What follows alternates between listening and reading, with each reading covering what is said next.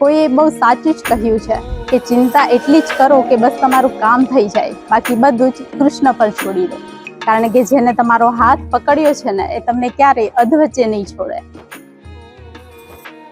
નમસ્કાર, હું છું સેજલ અને ગુજરાત સુરક્ષિત ન્યૂઝમાં આપ સૌનું હાર્દિક સ્વાગત છે.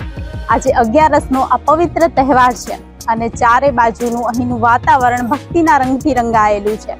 અહીંની હવાઓમાં પણ તુલસીની સુંદર મહેક વર્તાઈ રહી છે અને તમે પણ આ રત્નનગરીના શોર શરાબાથી કંટાળી ગયા હોય તો આજે 11રસના પવિત્ર તહેવાર પર ચાલો મારી સાથે હું તમને ગુજરાત સુરક્ષિતના માધ્યમથી આજે આ કૃષ્ણના દર્શન કરાવીશ. અહીં સાક્ષાત વૈકુંઠનો વાસ છે. સુરતની રત્નનગરીમાં જો ક્યાંક ખરેખર શાંતિ મેળવવી હોય તો એ આ જગ્યા પર છે. સફેદ આરસ પહાડની દિવાલો અને તેના પર કંડાયેલી અદ્ભુત કોતરણી, જહાંગીરપુરાનું આ ઇસ્કોન મંદિર જોતા જ જાણે આપણે કોઈ અલગ જ દુનિયામાં આવી ગયા હોય તેવો અહેસાસ થાય છે. અહીં બિરાજમાન શ્રી રાધા દામોદરજીના સ્મિતમાં એવી જાદુઈ તાકાત છે કે ભક્ત પોતાની બધી જ ચિંતાઓ બહાર મૂકીને અહીં લીન થઈ જાય છે. આજે 11રસનો પવિત્ર અવસર છે એટલે ભક્તિનો રંગ કંઈક વધુ જ ઘાટો છે. આ મંદિરના ઇતિહાસ વિશે અમારા દર્શકોને થોડું જણાવો. હરે કૃષ્ણ, હું કેશવ શ્યામ સુંદરદાસ અહીંયા મંદિરમાં ટેમ્પલ કમાન્ડર તરીકે સેવા આપું છું. અહીંયા જ રહું છું.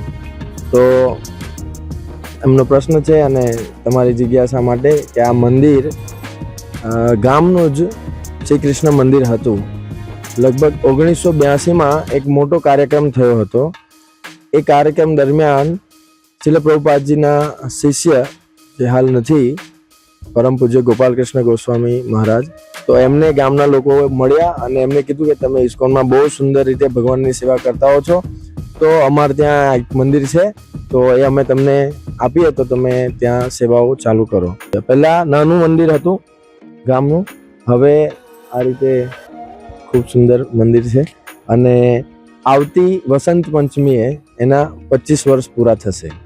તો આપ સૌને હાર્દિક આમંત્રણ છે પાટોત્સવમાં પણ. તમે કેટલા સમયથી ઇસ્કોન મંદિરમાં? 20 વર્ષ. આ કૃષ્ણ ભક્તિનો મહિમા શું છે કે આપણે આત્માનું કલ્યાણ કરે. ભગવાન હું કંઈ કરતો નથી, તમને મનુષ્ય અવતાર આપી દીધો છે. તમારા કર્મ તમારે બાંધવાના એ તમારા હાથમાં છે. પછી ઉપર જઈને સારા બાંધો ખરાબ બાંધો એ તમારી જવાબદારી છે. એમાં હું ઇન્ટર નહીં કરતો. આજે એકાદશીનો પાવન તહેવાર છે તો આજે ભગવાનનો પણ ખૂબ જ શૃંગાર થયેલો છે, એના વિશે શું કહેવા માંગો? એના માટે તો હું કે ભગવાન એમ કે 11રસ એટલે મહત્વનું છે.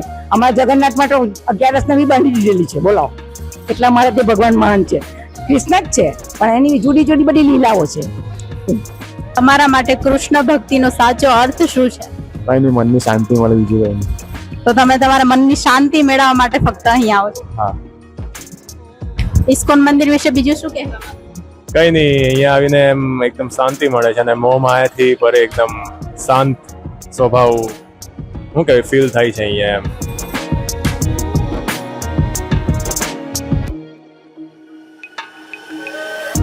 છેલ્લે બસ એટલું જ કહીશ કે કૃષ્ણનો સાર માત્ર ભક્તિમાં જ નથી પણ એના પર રાખેલો અડગ વિશ્વાસ અને આપણી શ્રદ્ધામાં છે.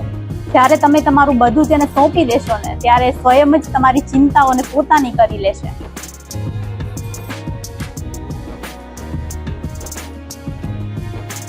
અહીંની પળે પળની અંદર બસ એક જ ગુંજન છે, હરે કૃષ્ણ કૃષ્ણ કૃષ્ણ હરે હરે. અને તમે પણ જો ક્યાંક તમારા મનની શાંતિ શોધી રહ્યા હો ને તો આ કૃષ્ણના દર્શન ચોક્કસથી કરજો તમે અને છોડો બધી જ ચિંતા, બસ કૃષ્ણ પર ભરોસો રાખો. એ તમને ક્યારેય પણ ખોટા માર્ગ પર નહીં લઈ જાય. અને આવી જ વધુ રસપ્રદ અને ભક્તિમય માહિતીઓ જોવા માટે જોતા રહો ગુજરાત સુરક્ષિત.